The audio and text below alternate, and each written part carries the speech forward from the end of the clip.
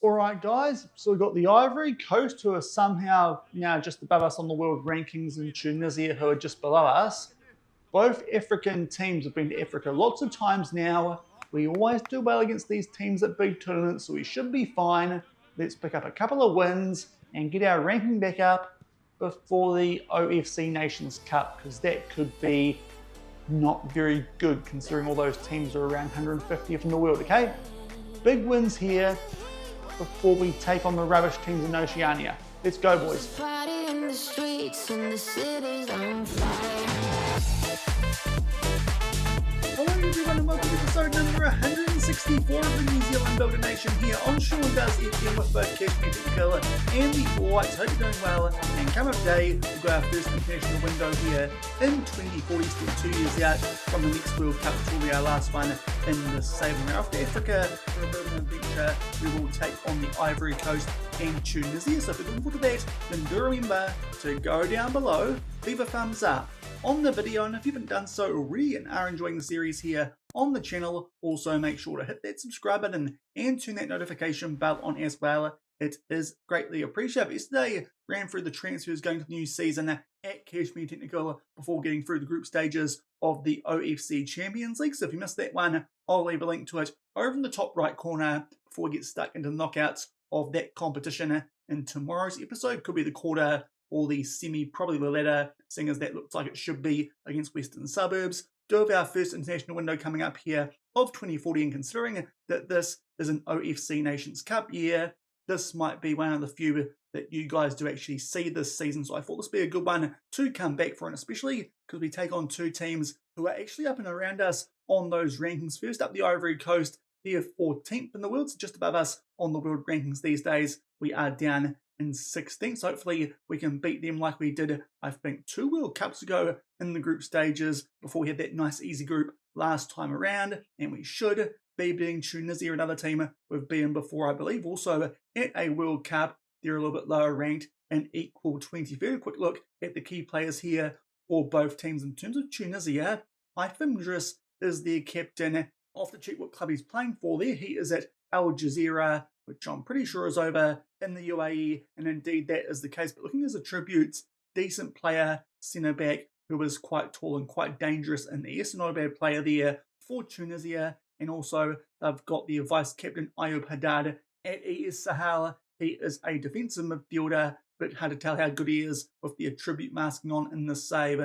But at 26 years old, 65 caps, might not be too bad a player there, and has spent all his time at ES Sahel in his home nation. But their key player is at Al Ain. That is Amin Trabelsi, who is a right winger come striker, probably a right winger considering that finishing doesn't look too great, even though I can't see those attributes for the reasons I mentioned before. And he also is over in the UAE. So to be fair, these guys aren't in the strongest leagues compared to some of our players in the All Whites. So hopefully we can pick up a win over these guys, even though of late they have actually been making their way up the world rankings a little bit. And before then, Ivory Coast, a much better team, have won a few more African Cup of Nations. Their captain is Eliza Latte Luff at Birmingham. It'll be interesting to see where those guys are in terms of the English pyramid these days, but he is over 100 caps. A midfielder, does look quite decent. Let's just see where Birmingham are in the save. They are in the championship these days, albeit they might be missing him. Indeed they will, so don't have to worry about him. He's actually injured for this window. Their vice captain Cheikh Doumbia is at Almeria over in Spain, a left winger come striker who looks okay, but to be fair, nothing better than some of the players that we have in our all-white squad. And their key player is their goalkeeper from Real Madrid in Mafagoli. So definitely biggest club we've seen so far for any of these players we're about to take on in today's episode. And to be fair, he does look quite ridiculous.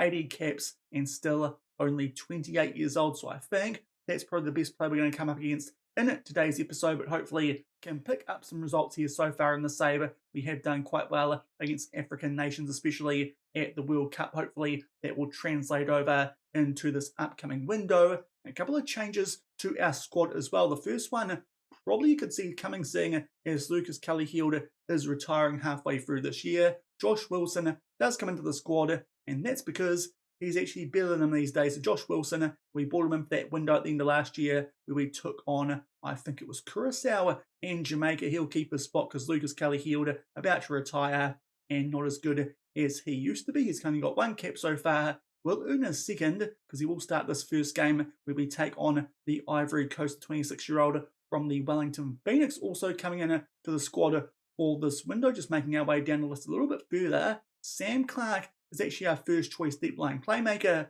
for this window. That's because unfortunately Michael Cornelius-Beale is out with an injury, so it does mean that Kenny Cowie makes his way into the squad for this window. Once I can click on him, he has got 3 caps previously when there were some injuries to players as well, but someone who hasn't spent too long in the All Whites in the save, but is a decent player from over there at Sydney FC. Also coming in for this window, a new backup left back, because Cody Phoenix these days, 35 years old, just like Lucas Kelly-Hield, not quite as good as he used to be. So Matt Baker, we've selected, he is from the Melbourne Victory, another player in the A-League, only 19 years old, but does look pretty decent with a little bit of potential as well. So he'll be the backup to Adam White, potentially going in to that next World Cup. And also, we've got rid of Owata Uelese these days, getting on a bit at 32 years old. Chris Jones was actually a bit better than him as a striking option. So these days, Chris Jones can be the backup to our star player, our captain, in George McDonald.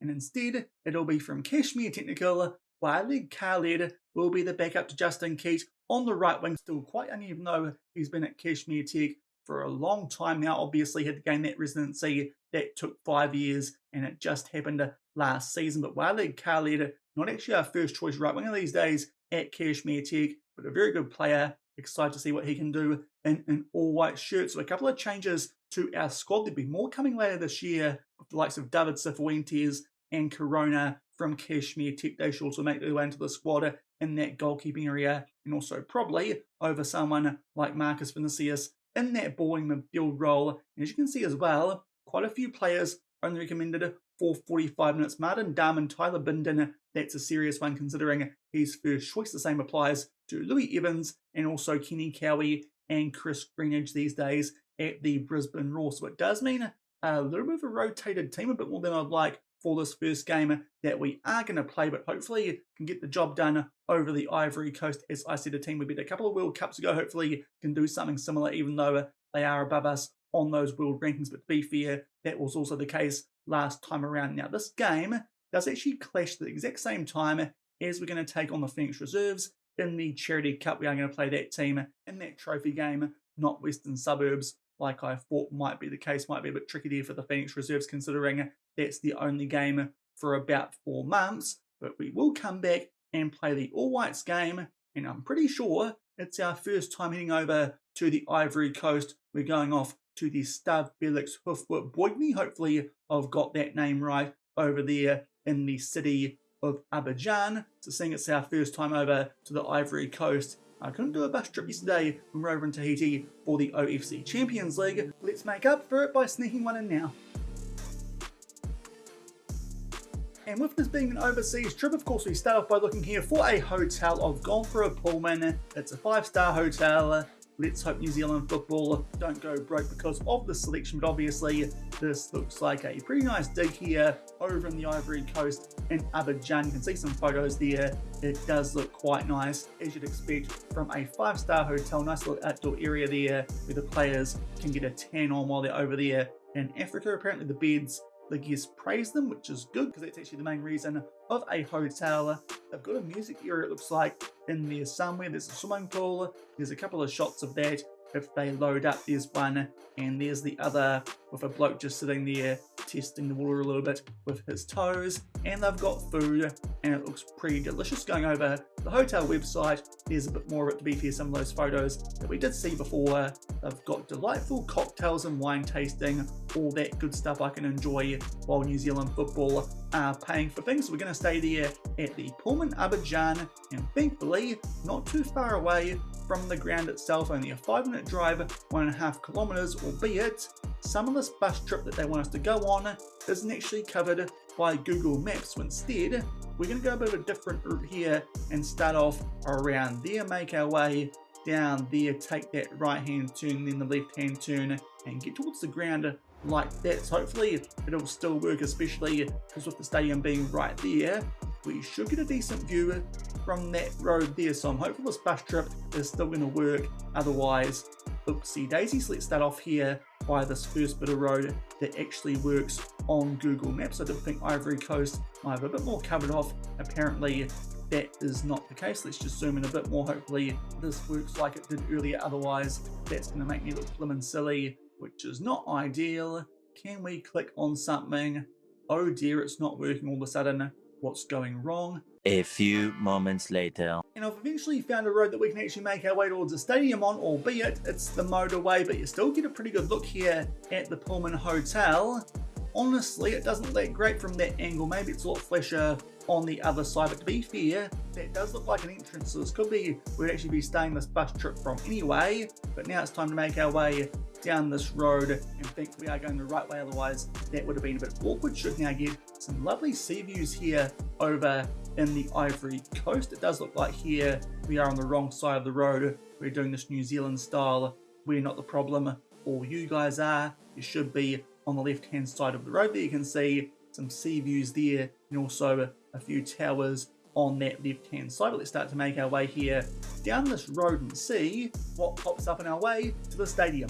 And with this being a motorway, so far it's been not a heck of a lot. A couple of buildings that we're seeing on the left hand side, but to be fair, nothing too special because we are seeing the wrong end of those buildings, probably a bit better from the other side of them. But we're making our way here down the motorway, still got these lovely sea views, but not a heck of a lot else. So I don't know if this bus trip will be the longest one, especially because we are just going to get a bit of a short view here of the stadium, considering that we'll be on the motorway and we can't actually exit off it because no Google Maps for that over there in the Ivory Coast. So I think here, coming up soon on the left hand side, should be able to get a little bit of a view of the stadium that we're about to play at. Otherwise, this part of the bus trip, a bit of a waste of time, and thankfully that's actually the stadium on the left hand side, albeit not the greatest view. As I said before, I think we're kind of on the wrong side here. We would like to be inland a little bit more instead of on the motorway. But to be fair, it's painted in team colours. If it's a stadium for the Ivory Coast, bright orange does make sense. Let's just see if there's a better view of this place somewhere further down the road, but I'm not too sure if there will be. There's a bit of the back of the stand, a little bit of white as well, so it's definitely in the nation's colours. Also a bit of concrete though. There's one of the light towers. Exciting times here on this bus trip, really. Being done a bit there by Google Maps. I thought I'd be able to go inland. The wrong blue popped up on Google. I thought we could click on that. It was just a different route. This might be an entrance though for us to make our way into the stadium. We'll claim it is probably not the safest route to get in there, but it might be what we have to do. So to be fair, this is probably what the players experience when they do make their way to that ground from the Pullman, if that's where they stay. But we should be able to find a much better photo from inside the ground. And indeed we can. Here's a good one here at pitch level. It looks like it's almost on the corner spot here in the bottom left corner. If there's any corners that are about to pop up in game, this might be the spot where they do come from. But you can see the turf. It does look a little bit brown. Could be a bit of layer of grass there on top of the surface, but be fair, I've seen worse because we do come from a team that's been playing in the Oceania Champions League. Got a bit of an athletics track around the edge of this place, which does mean the crowd's a bit further away than they'd probably like to be, but still, it looks in decent condition, this place. Not the biggest arena by far that we've been at so far in the save, but certainly not too bad considering some of the stadiums we come from, as I said, playing with a team who do take part in the OFC Champions League. But there was our bus trip to the stadium in the Ivory Coast. Not the best one, being honest. Didn't realise that we'd have to do it via the motorway, even though we could actually access the ground from that way, but it wasn't the best one considering we just saw the back end of a lot of buildings. Hopefully can put out a decent performance though off the back of that short bus trip and pick up a win over the Ivory Coast. And here are the team sheets for this clash against the Ivory Coast. Thankfully this one did pop up before that game with Kashmir Tech. There are the home team there going with quite a narrow formation.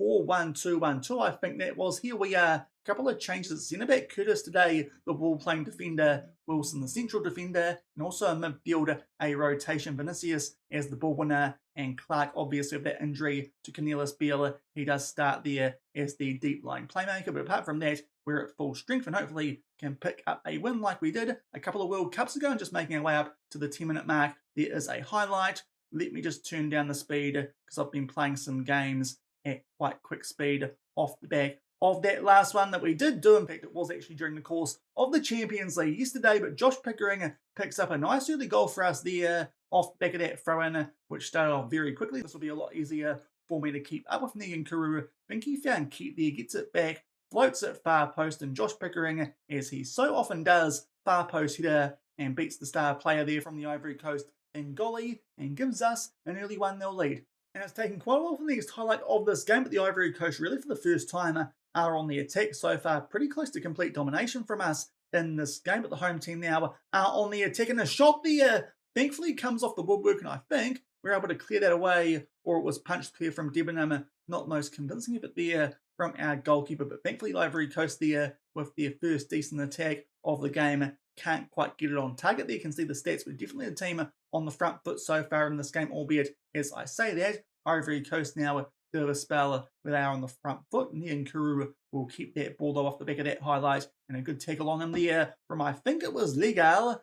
Decent chance there for Jamie Young, but skies it horribly. That was a good chance for us there to pick up a cushion goal just before half-time. There you can see the XG from it. A massive chance, best one so far in the game, but 1-0 up thanks to that early header from Josh Pickering. Not doing badly at all here away from home against the team just above us on the world rankings. Hopefully can hold on here for a win and jump above them if we can also beat Tunisia, as you probably expect. A little bit more. We're going to make a sub here though. Justin Keat struggling on a 6.4 debut for Wale Khaled in an all-white shirt, but I think that's all we need to do here going into the second half. A couple of players on some deep yellow hearts, but we'll see when they need to come off. They're currently going quite well with a 1-0 lead. And nothing doing so far in the second half, but now we make our way up to the hour mark, and Jamie Young just struggling about there. Was on a 6.4, got bumped up briefly, but we'll take him off for Shaun Pearce, who, to be fair, is now getting quite close to overtaking Jamie Young for that starting spot, not based on attributes, but by general performance in this all-white squad. So that's our second sub, and now a few more players drop down to Red Hearts. Sam Clark up next, coming on for him. Kenny Cowie, that will be okay. That 45-minute restriction, he will get well under that. Hopefully, might even be available to start that second game if we need him, because Sam Clark does look a little bit tired. Only a few minutes off the back of that, we can make more subs. Tressel Nyankuru on a Red Heart, Darman on for him, and also Pickering, our goal scorer, Red Heart as well. So Greenidge can come on. That's two of our better players so far in this game coming off. Still 1-0 up here with 20 minutes left in the second half, but so far there's been no action at all as we make our way now into the last 15 minutes. And Josh Wilson has picked up a yellow card, so we'll take him off now that we're into the last 10 of this one. Curtis can go to a central defender, and Tyler Binden, the senior centre back here with this All Whites team, can come on for the last 10 minutes of this game. And also might be a good idea here to start time wasting just a little bit, be more disciplined, and we'll slow the pace down with our goalkeeper, and also just pull these wingers who are on attack back to support as well as our wing backs, and of course our attacking midfielders. So we'll just go here a bit more circumspect, going to late stages of this game and see if anything actually happens in the second half of this one, because currently it's been a very boring second half, but be fair, we don't mind that with this 1-0 lead. And it doesn't look like anything's actually going to happen as we make our way into 3 minutes of added time. So that was an incredibly boring second half. It's dragged on a little bit there because of an injury. I think that was late, but the early goal for Josh Pickering from that ball that got played in from Nyankuru from a throw-in inside of the final third is the big deciding factor in that game. Tressor looks like he picks up the man of the match for that effort, but that is a pretty average 1-0 win. Not a game with lots of highlights, but we'll take it there away from home against the team inside of the top 15. We'll come back shortly off the back of me probably having to play this game against the Phoenix Reserves, where hopefully we can win a trophy with Kashmir Tech and take on Tunisia and hopefully make it back-to-back wins.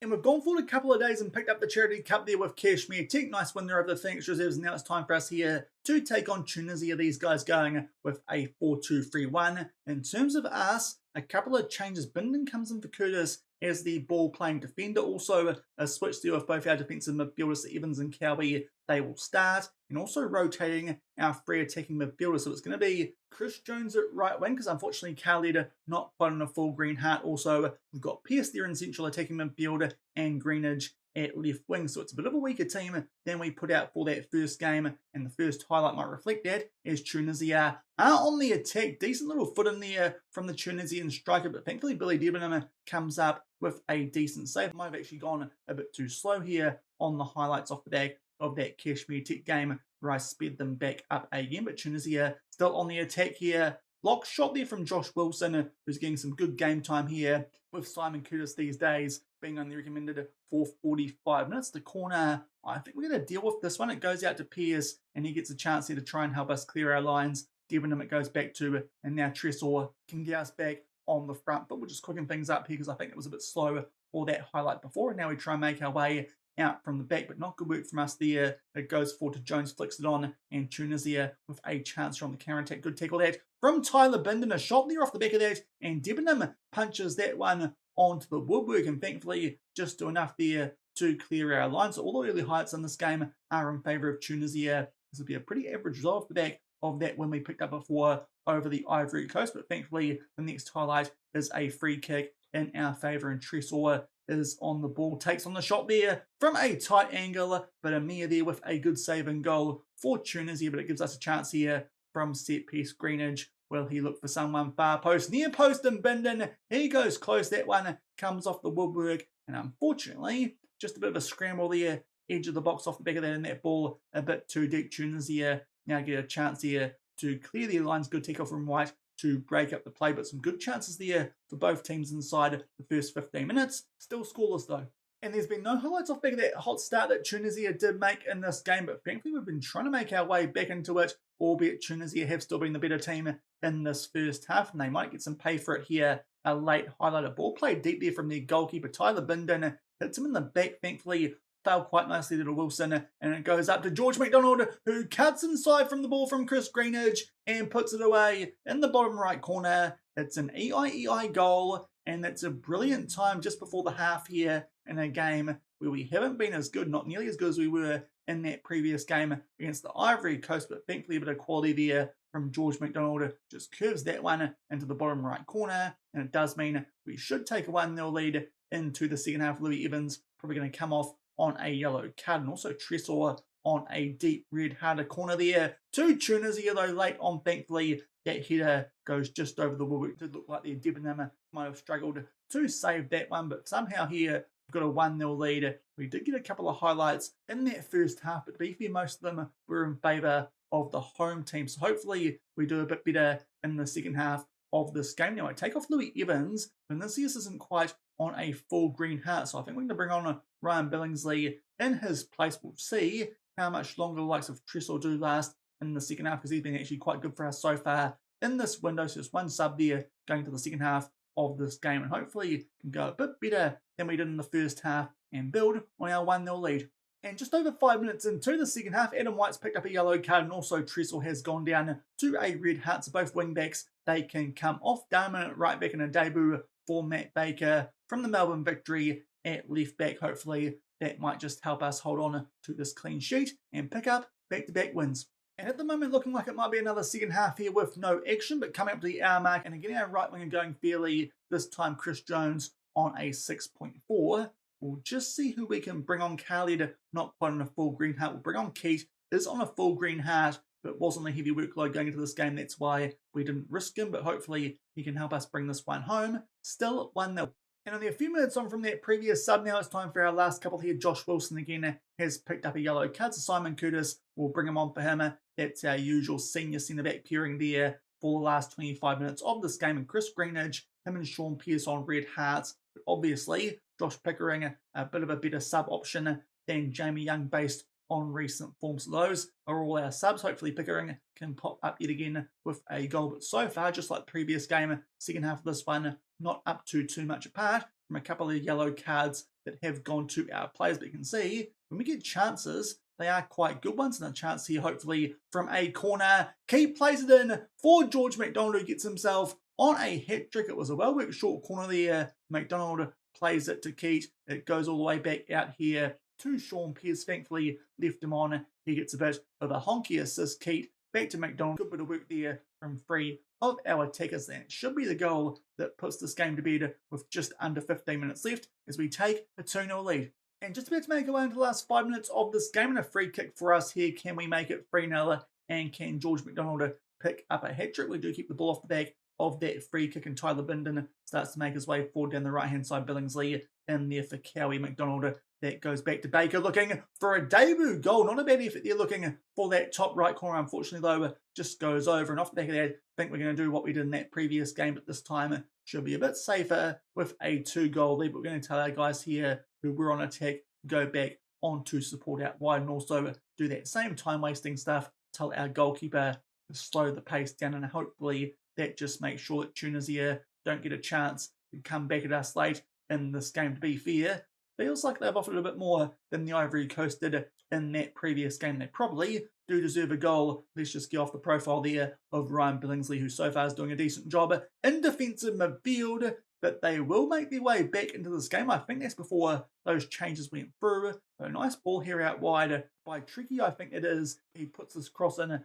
nice and early, and they're rolling behind there. And Trabelsi puts that one away into the bottom left corner for a little bit of help. It looked like there from the inside of the post. Wrong for there, Billy Debenham, but hopefully those time-wasting changes do now kick in so we can hold on here and pick up a 2-1 win. We weren't the best team in that game, but thankfully just did enough with our 4 shots on target to pick up 2 goals. Obviously, the quality there of George McDonald might have been the difference as he picked up both of those ones. They came back late, Tunisia, and also did look quite strong at the start of that game. So quite fortunate there actually to pick up a win. But thankfully, it's a perfect window for us there over in Africa. We pick up 1-goal wins over both the Ivory Coast and Tunisia. So I wouldn't say that was the best performance from us in both those games in that window, but away from home we'll take 2 wins there by a goal over both the Ivory Coast and Tunisia. Obviously, George McDonald got man of the match in the second of those games. While we're here, first up an update to the world rankings. We've moved up 2 places to 14th in the world, so it does mean now we are above the Ivory Coast. Actually just swap places with that team, but we also make our way above Sweden. Tunisia, they stay where they were, so we've now made our way into the top 15 yet again of the world rankings. It might be as high as we get for a little while with this All Whites team, because our next window will be taken up with the OFC Nations Cup. Going to be looking for a 5th straight title in this competition, and we are taking on New Caledonia, PNG, and Tahiti. You can probably tell by the world rankings we shouldn't be coming back for any of that tournament. We should cruise through that and pick up the Nations Cup and put ourselves in a good position for World Cup qualifying come the later stages of this year. And also, as I mentioned earlier, quick update on the scoreline from that game with Kashmir Tech that did happen the same day as that Ivory Coast one. 3-0 win over the Phoenix Reserves did mean we lift the Charity Cup again, but that will do it for today's episode. As I said, a little bit scratchy, but we pick up wins there over Tunisia and the Ivory Coast with the All Whites. If you enjoyed it, then do remember to go down below, leave a thumbs up on the video, and if you haven't done so already and are enjoying the series here on the channel, also remember to hit that subscribe button and turn that notification bell on as well. As I said earlier, we'll come back tomorrow for one of the knockout games in the Champions League. It will probably be the semis, provided we get past Waniagu like we should do comfortably, because we are drawn to take on Western Suburbs or AS Central Sport in the semis, and that's probably the big clash in the Champions League this season, albeit Waniagu did draw off Western Suburbs in the group stage, so maybe that'll be tougher than I'm making it out to be. If it is, we'll come back for that instead, but fingers crossed we can skip forward and take on Western Suburbs over 2 legs to finish off this week on the channel, and hopefully make our way through to yet another Champions League final, which really should be pretty easy work considering our side of the draw does look a lot tougher. But until tomorrow for some OCL action with Kashmir Tech, thank you very much for watching, keep on keeping on, and I'll see you then. Cheers.